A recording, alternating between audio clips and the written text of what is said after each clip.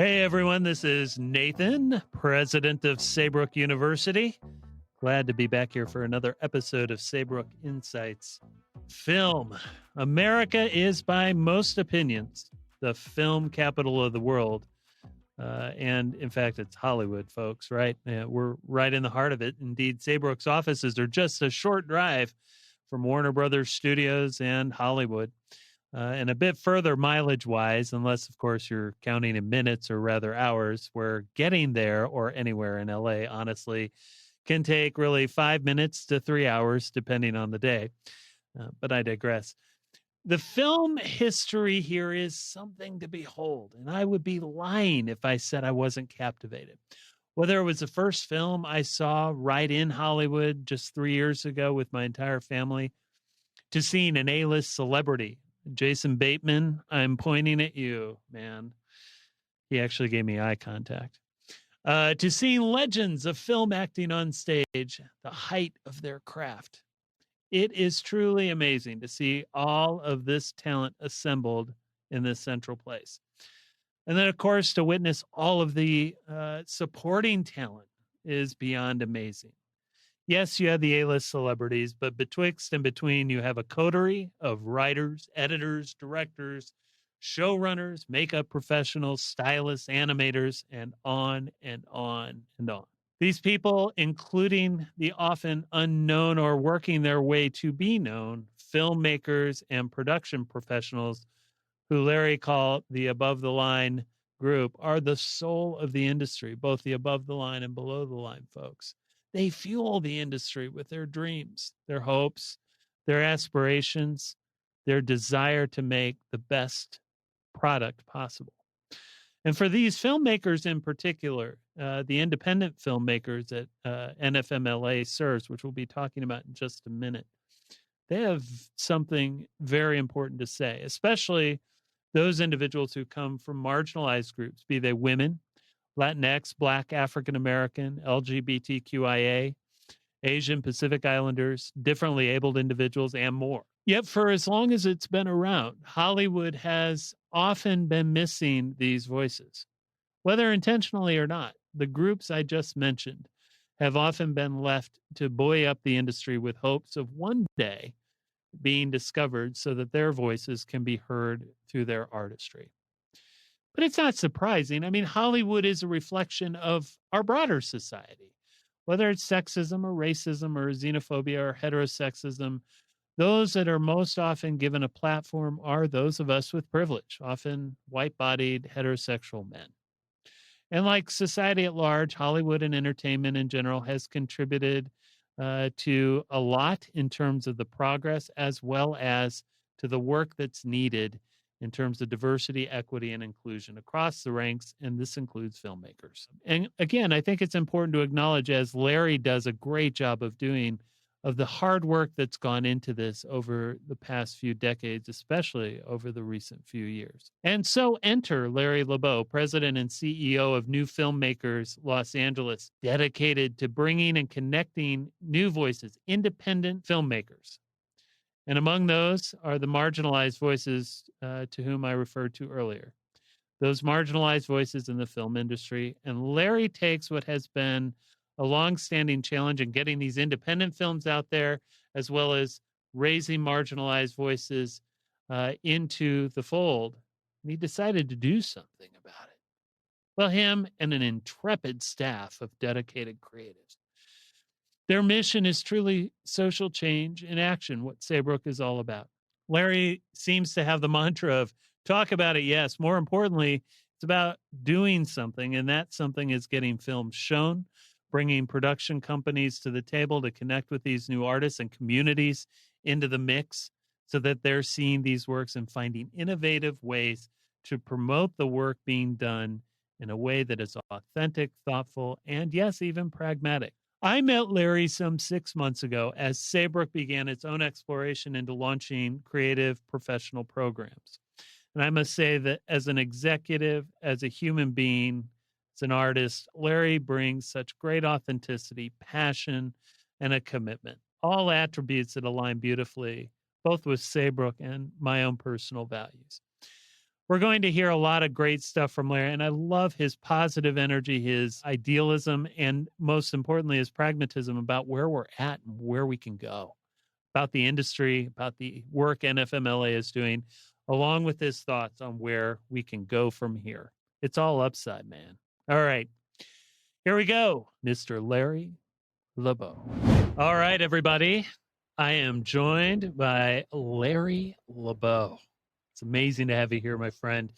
Thank you for coming to Saybrook Insights here at Saybrook University. Before we get started, tell us, tell our audience all about you, Mr. Laboe, your journey as it relates to filmmaking, and how you landed at NFMLA. Thank you so much. First of all, I'm very excited to be here. It's always a pleasure to talk to you, and you give my name such a nice ring to it. So I'm already feeling good about the conversation. But yeah, I'm Larry Laboe, and I'm the executive director and co-founder at New Filmmakers LA, which is a nonprofit organization that our main mission is to support the independent film community. So we help to provide resources to independent filmmakers, professional connections, relationship building, career advancement, grants, professional development, exhibition, and visibility for filmmakers, both in terms of audiences and press in the way that, a typical film festival would. My journey here is a whole nother story, and I think, we can probably talk a little bit about that if you want. I grew up in Michigan, and so I didn't have any family that worked in the arts whatsoever. The arts was a sort of mysterious thing to me, but what I knew from, as young as you could know, right? Maybe like 5 or 6, is that I loved music, I loved film, I loved television. I was really drawn into all of those forms of art. I was always watching something, right? Whether it was like animation or a live action TV show or a movie or a documentary or whatever it was. And I was definitely consuming a tremendous amount of music, and, just felt very inspired by those forms of art, and felt like it was growing up in a, small town, and in a town south of Detroit where there really wasn't a lot of opportunity.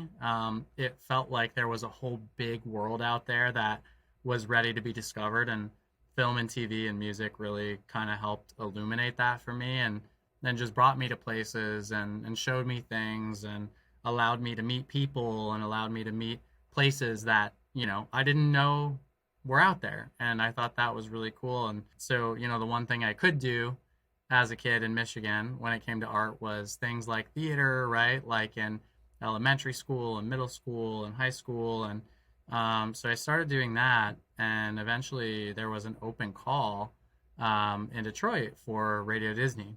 So I went on an audition, and about 3 months later, I got a call, and they're like, "We want to invite you to do a show with Radio Disney." And I started touring with Radio Disney, which was really, really amazing. And I started doing that when I was like 14.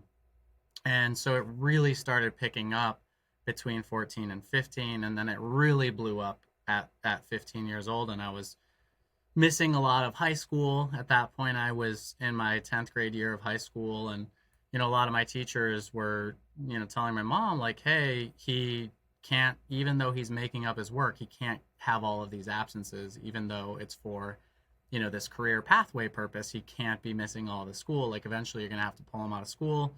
So I convinced my mom to sign me up for homeschooling.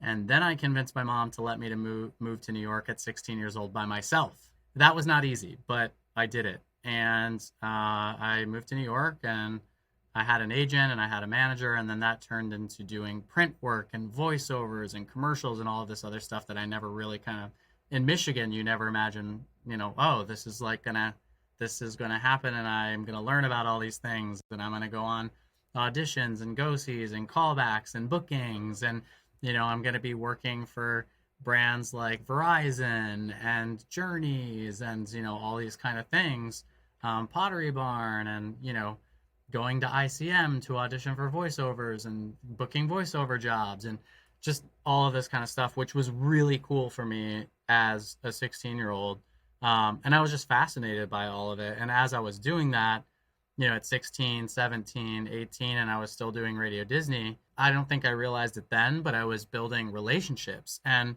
because I was very curious, whenever, even at 16, I had, like, let's say I was on a commercial and we had lunch, I'd want to sit down with the sound person and I'd want to learn about sound, or I'd want to sit down with the makeup artist and learn about their job, or I'd want to sit down with the production designer or the set dresser and I'd want to learn about what they did.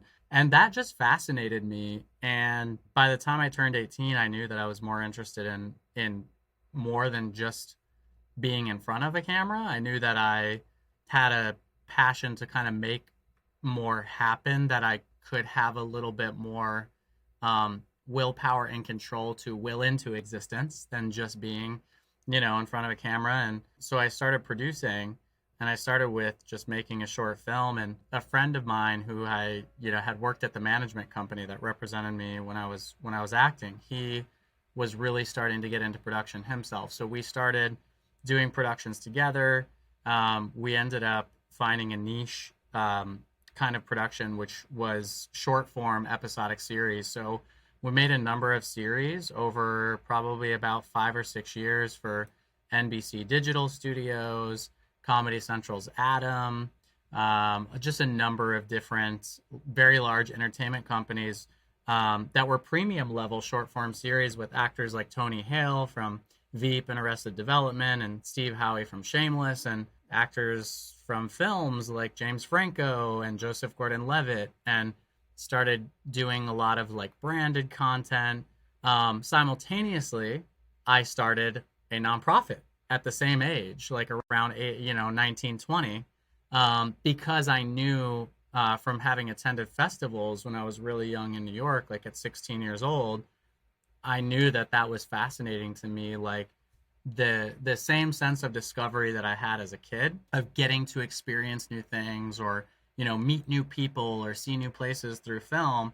I found that same excitement at festivals, being able to see things that I otherwise never would have seen, and discover things, and see people building their careers and building their artistry and all of this kind of stuff. And that just really excited me. And eventually I stopped producing, and the organization was growing, and afforded me the ability to really be able to focus on this full time. And it's grown a lot from an organization of no staff, no paid staff, to now 5 full-time paid staff members and thousands and thousands of alum who have come through our programs, and now studio content programs that we do in terms of professional development opportunities for our filmmakers with companies like Warner Brothers Discovery and Stars. And we've done a number of other programs over the years with companies like Disney in terms of content accelerators. And so that's kind of the backstory of me in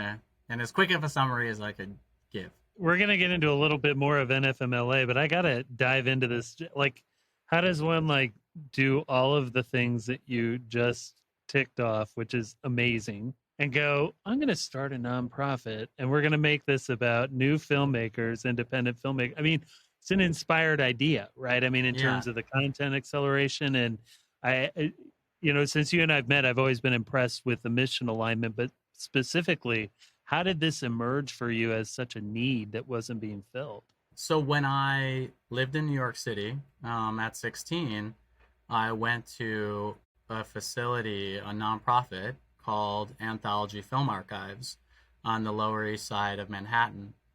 And it's an incredible space for avant-garde cinema and restoration of independent cinema, and just a center for the independent film community to really gather. But they had a program where it was a weekly film series called New Filmmakers New York, and it was not so much presented as a festival as it was a weekly screening series. But I found, going to that and going to some of the early Tribeca film festivals, and the now non-existent Gen Art Film Festival in New York, and the Havana Film Festival in New York, the Cuban Film Festival, I felt a very similar energy in this weekly screening series of, artists coming together and community coming together and visibility for independent filmmakers and a gathering place for independent filmmakers. And so that really just felt like a space that got me very excited. And looking at what I was doing as a producer later on, you could only, as a producer, as producers would know, right? You may have a dozen or so projects that you're sort of trying to develop and trying to move forward, but ultimately, it's usually only a project or two, maybe a year or every couple of years, that you really get to move forward in a meaningful way with. And I am just more interested in a lot of things than that, and I like being able to help a lot of people and be involved in a lot of people's process, not necessarily in making the film, but at least supporting the film and supporting the journey in some way. Yeah. And so when I moved to LA from New York, I was kind of searching for that fusion that felt like that New Filmmakers New York weekly screening series meets that AFI Film Festival or LA Film Festival, but more consistently throughout the year. And I just couldn't find it. And so I asked the founder of New Filmmakers New York, hey, what do you think about me starting a New Filmmakers LA? It would be very different from the New York model. We would be more framed as a festival. We wouldn't try to do anything weekly. We would do it monthly. So the philosophy is, if you look at a lot of typical festivals, they might play about 150 to 200 films in 1 week once a year. That's a very standard model. Yep. And our model is instead we play about 15 movies, but we do it 12 times a year. So you're still getting that 180 or so films.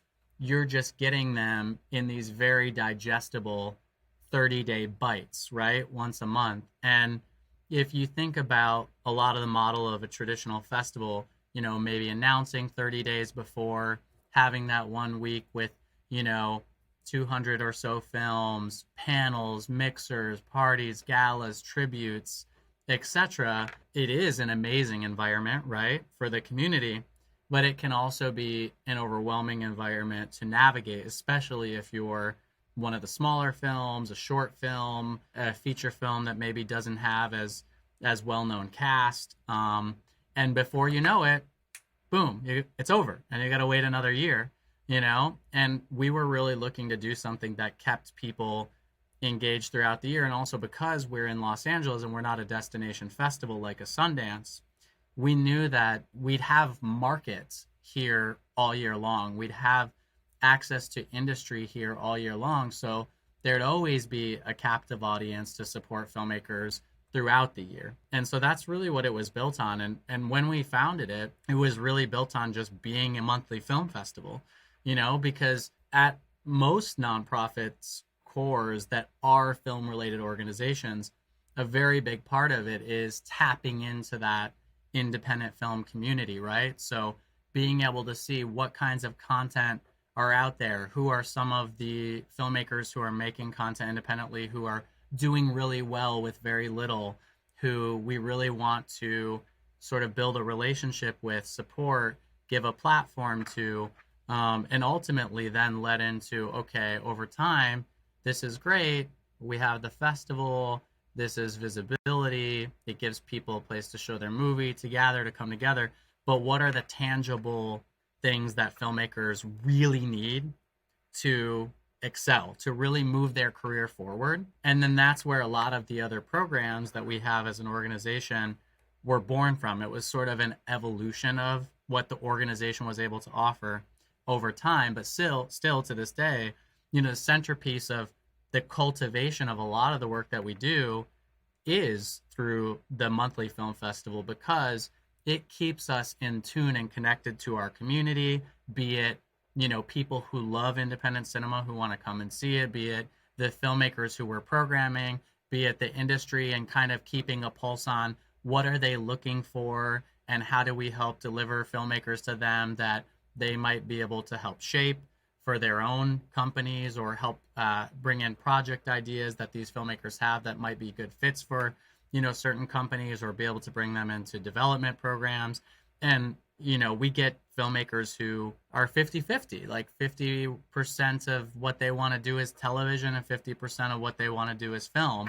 And that's okay because they're both beautiful and important and powerful mediums. So, we've definitely, as an organization, we are New Filmmakers LA, but we definitely play in the media space, right? If it had a nice ring to it, it would almost be like New Content Creators LA, right? Yeah, But right. but yeah, it's really format and sort of platform agnostic in the way that we want to be able to support creators. But we do lean, mostly into film and TV because that's where most of the infrastructure for filmmakers traditionally lies. That's just super inspired, and I think it's visionary, and my guess is you're going to have a cast a long shadow in this space in a positive way in terms of the impact you're having. One thing too that you and I've talked about is also that entire creative production pipeline, right? From the content creator, the director, the producer, but there's a whole crew behind that.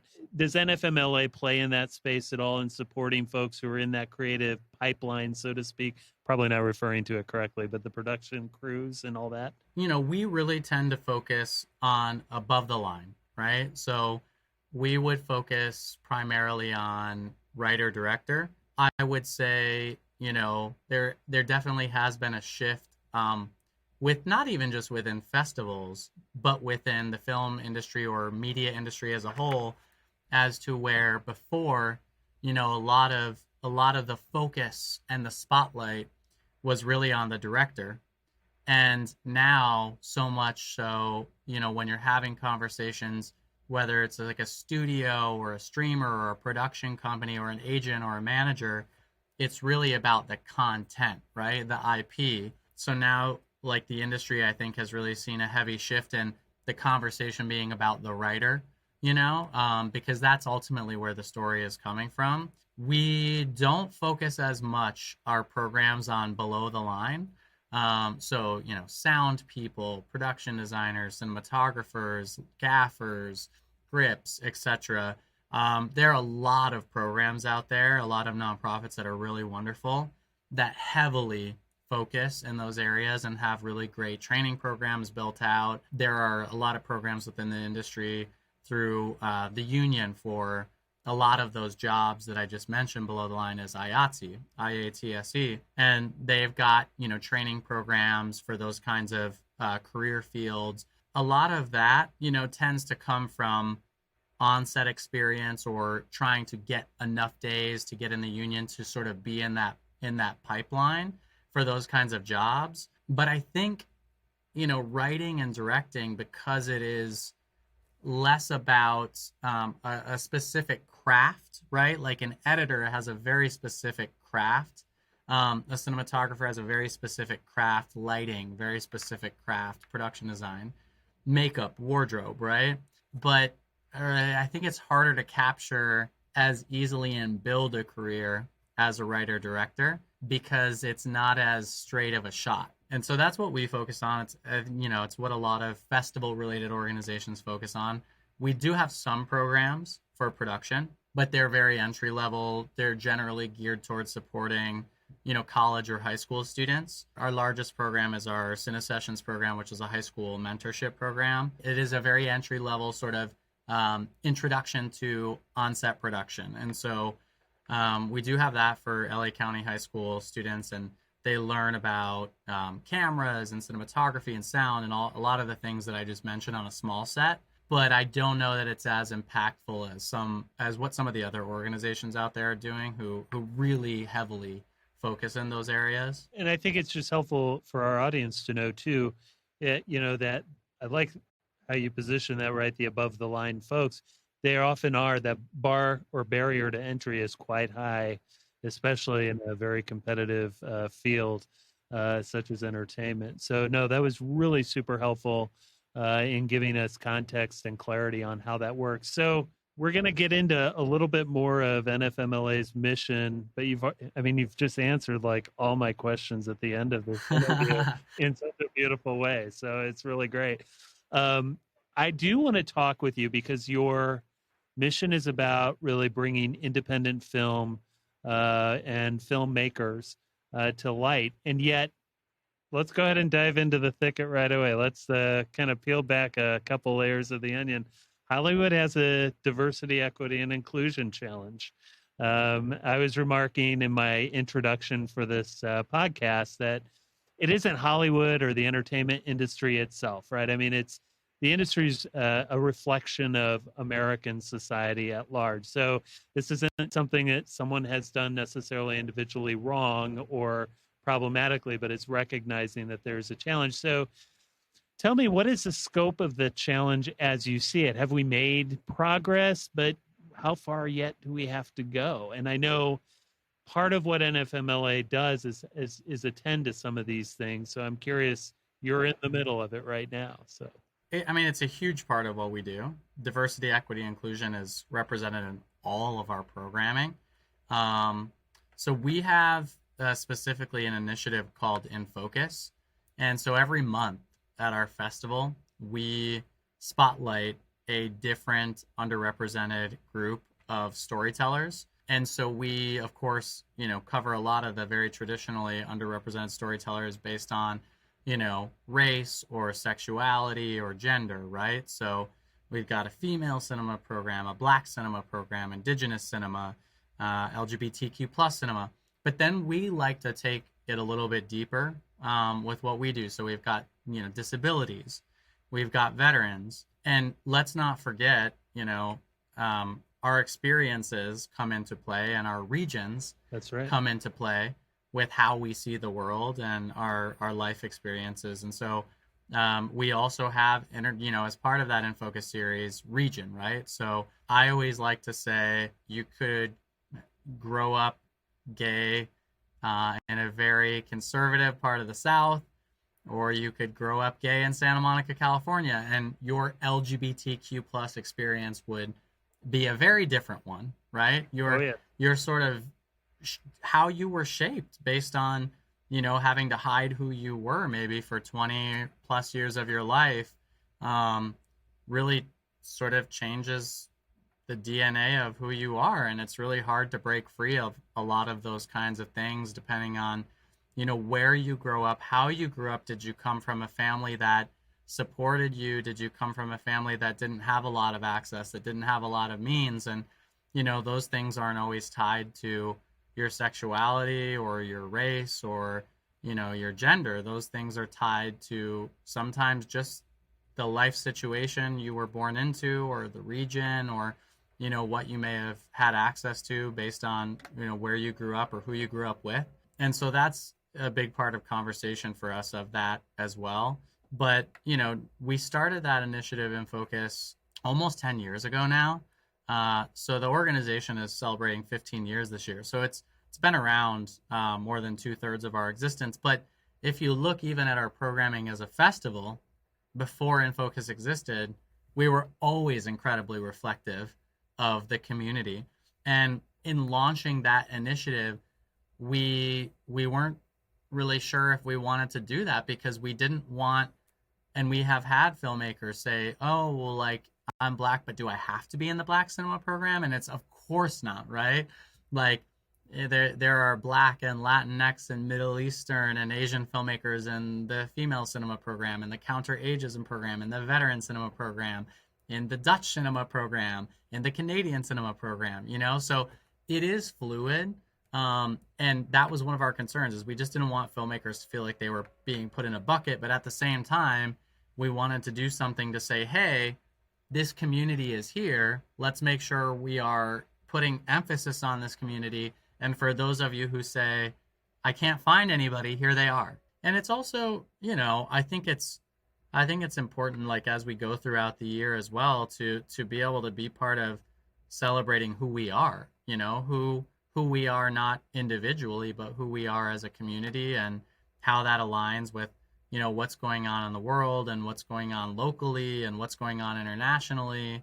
And I think those are really important things to us, as well as, reflecting the themes of society in our programming and, what's going on in the world. And our programming director, Boyana, is incredibly thoughtful with, putting together our programs to make sure she's trying to give people a glimpse and taste of, you know, things that we maybe are dealing with in society, things that we know audiences most likely really want to hear about or know about or experience. And I think that's also one of the really great things about a festival that plays a lot of short films is you may get an audience member who comes for only one or two of the shorts and they're not interested in two or three of the other short themes or the documentary themes, and then they get exposed to something new. How many times have you watched a piece of content that by the cover maybe or by the synopsis wasn't interesting or didn't sound interesting to you,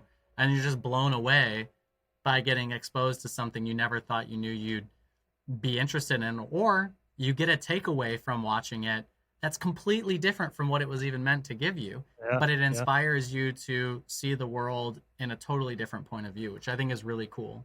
So you all are doing through this in focus group, and we're doing this, ostensibly at the very start, right? I mean, you were already appealing to a diverse group of filmmakers. So you're attending to a need in Hollywood and entertainment industry, kind of writ large.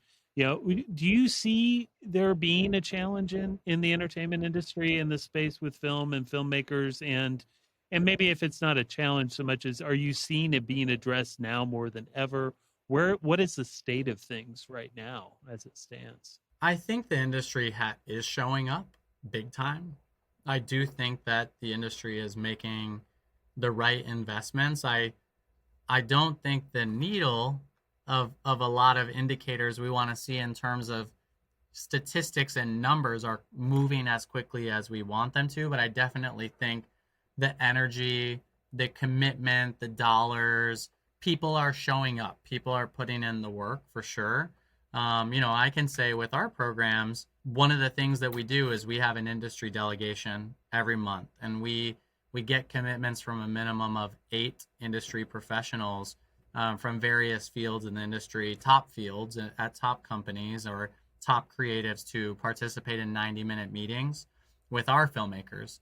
And, somehow every month we manage to get these commitments. And these are people who have their own lives and their own families and really, taxing jobs that they do, sometimes for 50, 60 hours a week with a lot of stress. And they're showing up, they're putting in the work. They're really showing interest in the filmmakers who were presenting to them, many of whom have only made maybe their first or second or third short film, right? And I think that's something important to, really understand about the organization is we are called New Filmmakers LA. And a lot of people ask us, so is that like amateur filmmakers? Is that first time filmmakers? Is that a student filmmaker? Is that a young filmmaker? What is that? And so we like to say new translates into independent, right? Anybody who is really independent is new to you. They're new to me.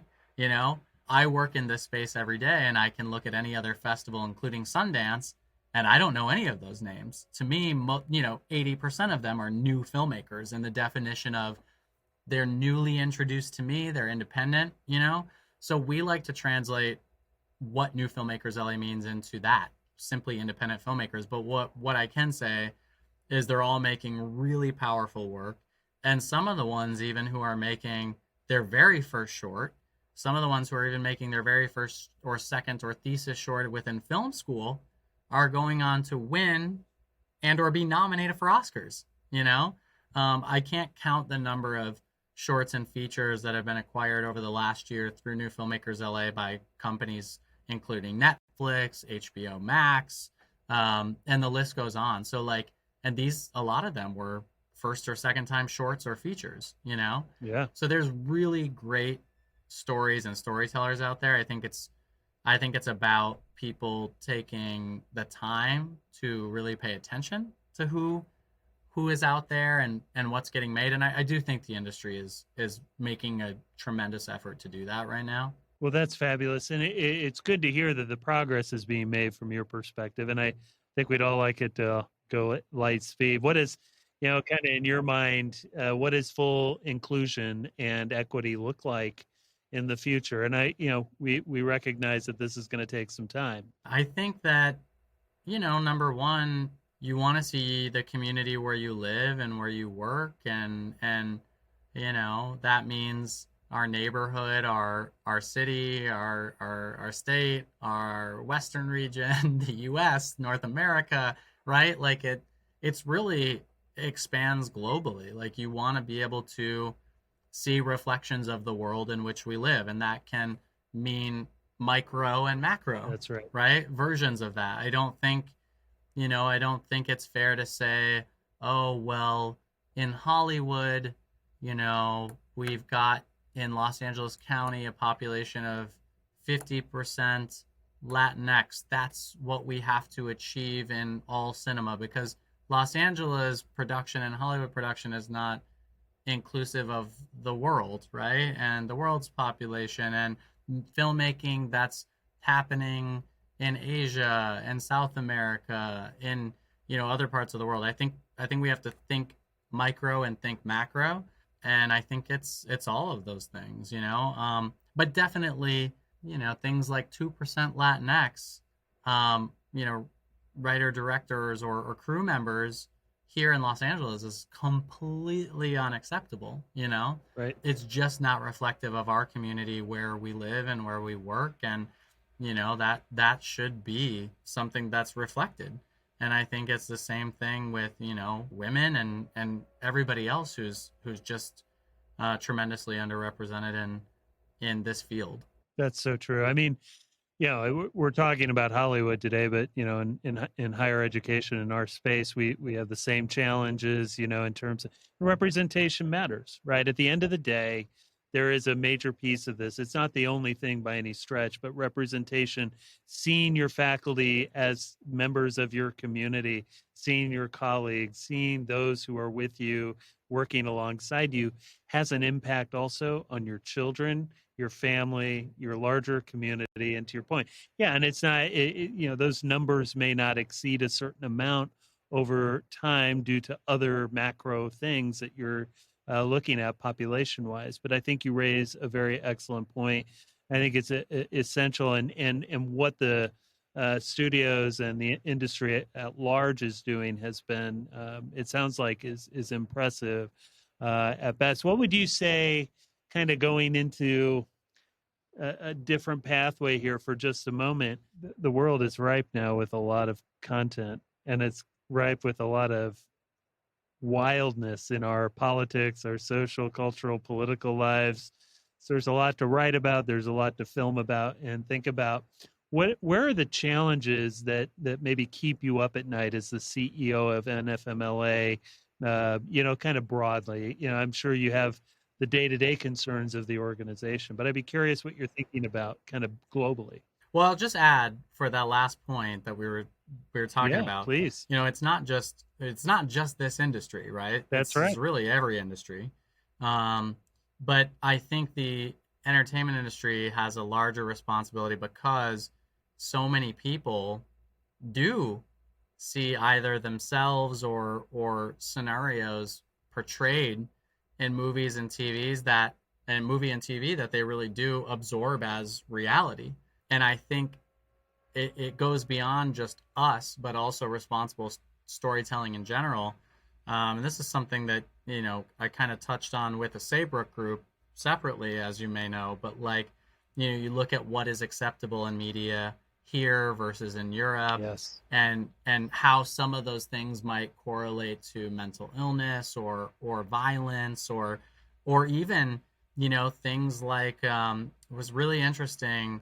There's a few institutes that cover responsible storytelling in television, right?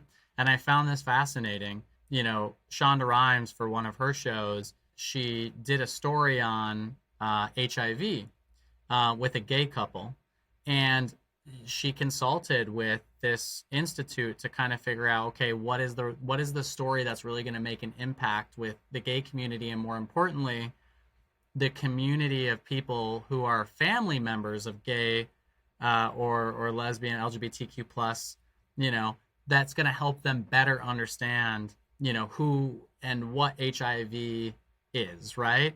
And so they incorporated Truvada, which is a medication that you would take to prevent the spread of HIV into the storyline. And I just find even that, as representation and in terms of what we can accomplish with content being really, really important.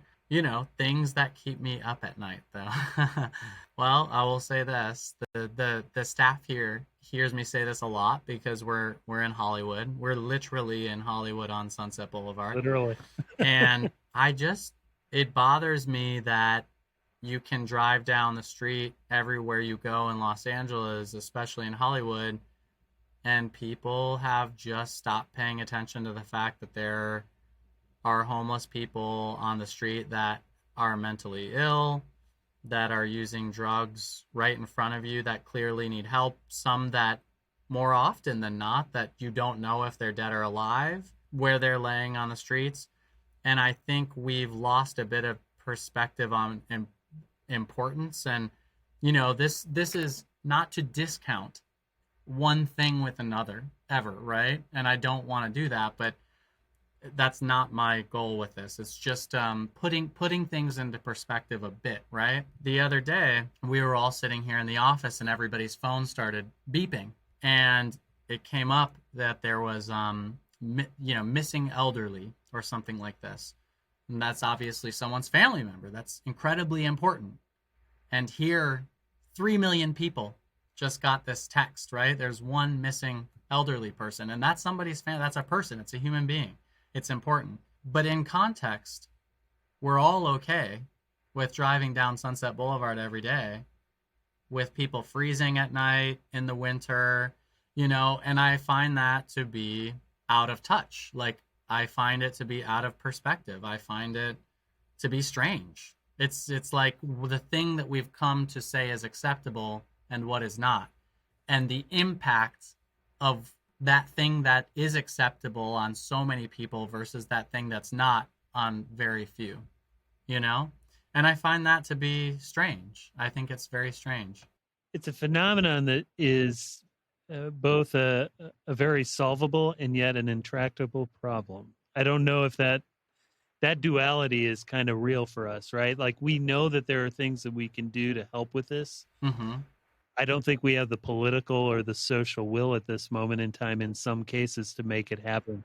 You raise the point, like, we do a really good job at pointing fingers as to where the problem is, but those solutions, that wayfinding, is not happening. And it almost seems like we become, I don't know if inured is the right way to say it, but the calluses have calloused over in some cases in terms of our feelings. It's hard because you don't want to generalize anybody. No, right? At all. And so not everybody's situation who is on the street is drugs or mental illness. But you'd be hard pressed to argue if you walk down the street and you made a count of how many people clearly are struggling with those things, to not be able to say that a majority of the people that you encounter on the street are generally struggling. That's right. With one of those two things. And, about 8 years ago, we played a short documentary at New Filmmakers LA, which featured an LAPD officer named Dion Johnson who worked Skid Row. And he said in this documentary, a majority of the people that I encounter here in Skid Row are suffering and struggling with mental illness or addiction. And the committee who watched that film said, we can't play this. And I asked why. And they said, because he's generalizing people, that's not right. And I said, how often do you go to Skid Row? How often are you around the people in Skid Row? This is a person who cares deeply as a police officer about the community in which he works and has relationships with these people that are in this community living on the street. He spends almost 80 hours a week there. I'm pretty sure it doesn't help him in any way to mischaracterize the general population of what he is experiencing and address the issue. But people are afraid to address the issue. And then the problem is, we of course want everybody to have their freedom and freedom of choice, right?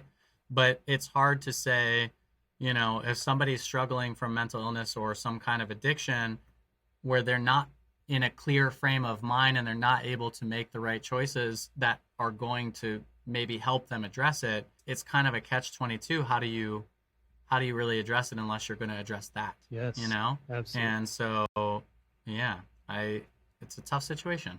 It's a tough situation to be sure, and I echo your sentiments on this. My family, we're doing our own internal film festival at the Long family household, and just finished One Flew Over the Cuckoo's Nest. My son had never seen it before, and we actually got talking extensively, of course, about mental health and the impact it's having on the homeless population in LA, but also nationally. And you bring up so many important points around this that I think we have a hard time talking about mental illness because mental illness is hard to talk about.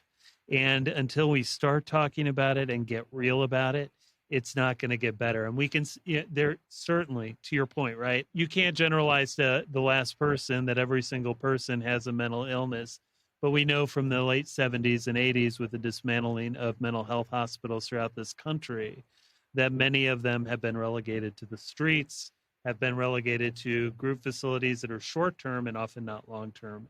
And so that's where we're starting to see that kind of culmination of decades of mental health atrophication is what we would kind of refer to it, I think, here. So I really appreciate your sentiments on that as a challenge.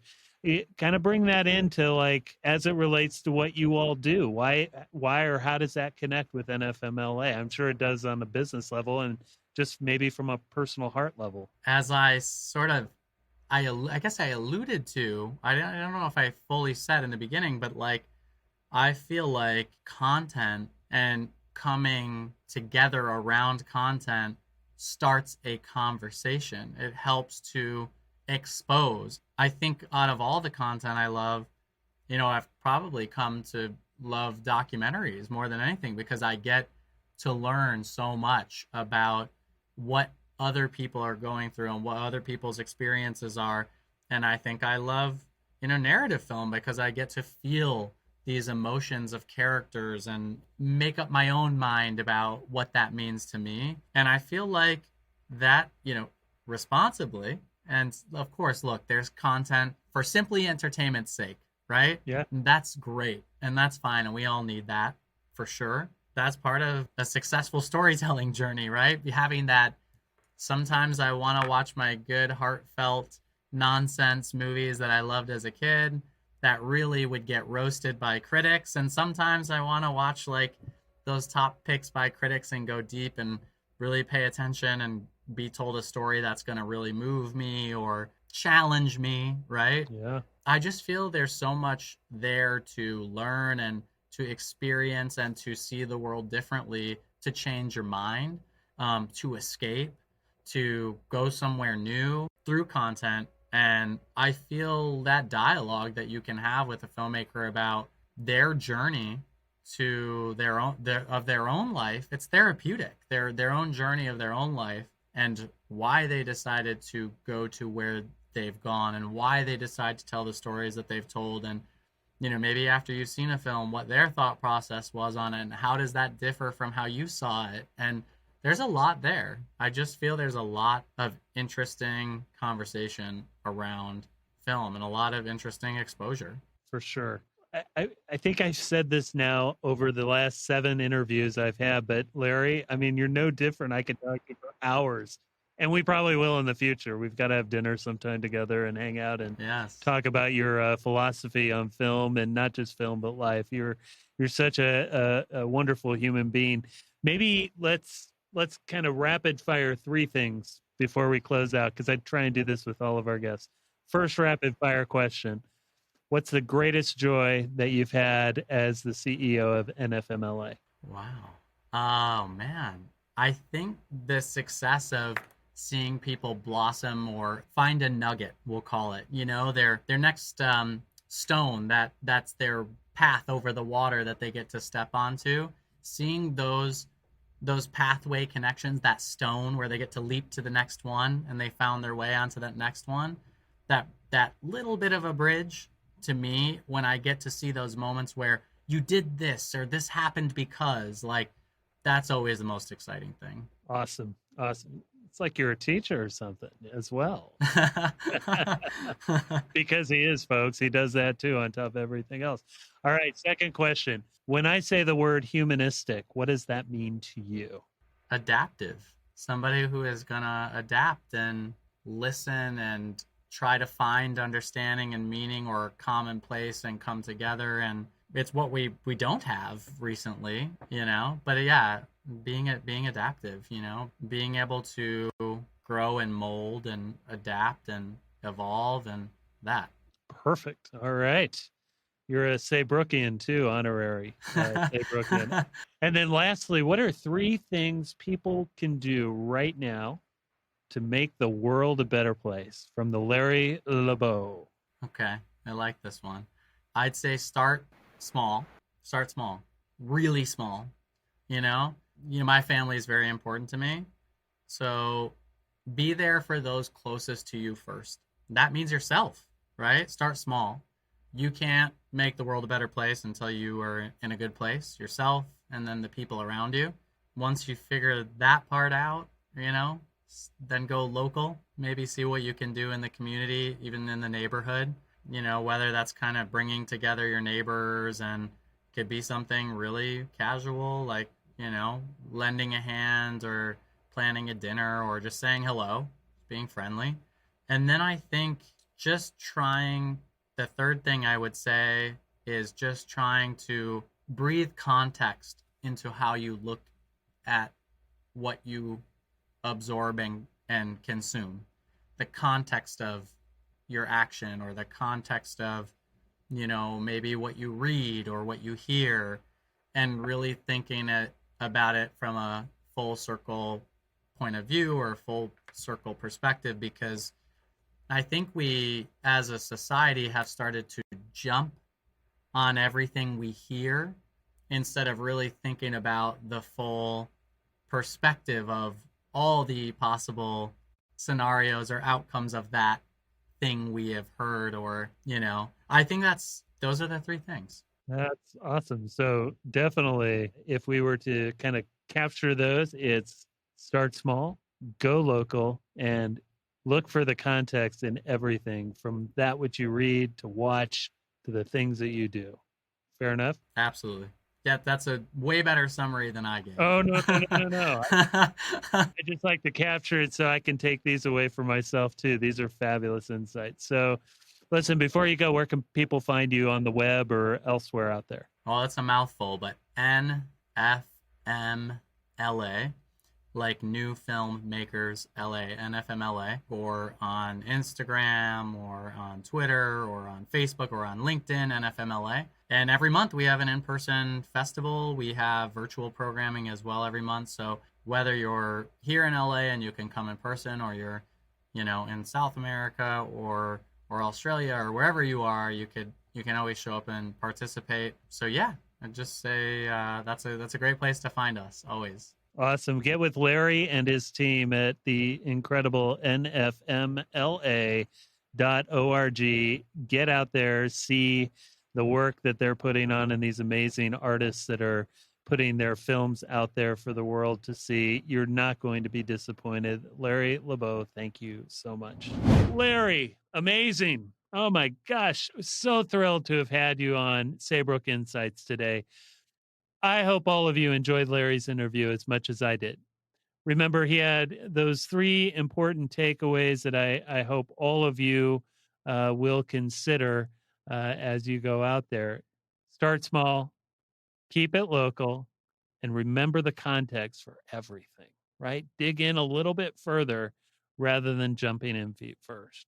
If you want to see the video elements, we've created these segments available on our Saybrook University YouTube channel and on social media. If you'd like to support the podcast, go to Apple iTunes and leave a 5-star rating and review, and subscribe so you can get episodes as they come out. If you're on Spotify, leave that 5-star rating and make sure to follow us. You can, of course, subscribe to us on most major podcast platforms, including Google Podcasts, Stitcher, Pandora, and my favorite, Pocket Cast. Remember to check our new show notes for information on today's guests, including links to websites, books, etc. And for more about our university, go to www.saybrook.edu. Click on Areas of Study at the top of the page and locate the program of your choice. Or simply Google Saybrook University. That's all. Take care and be well.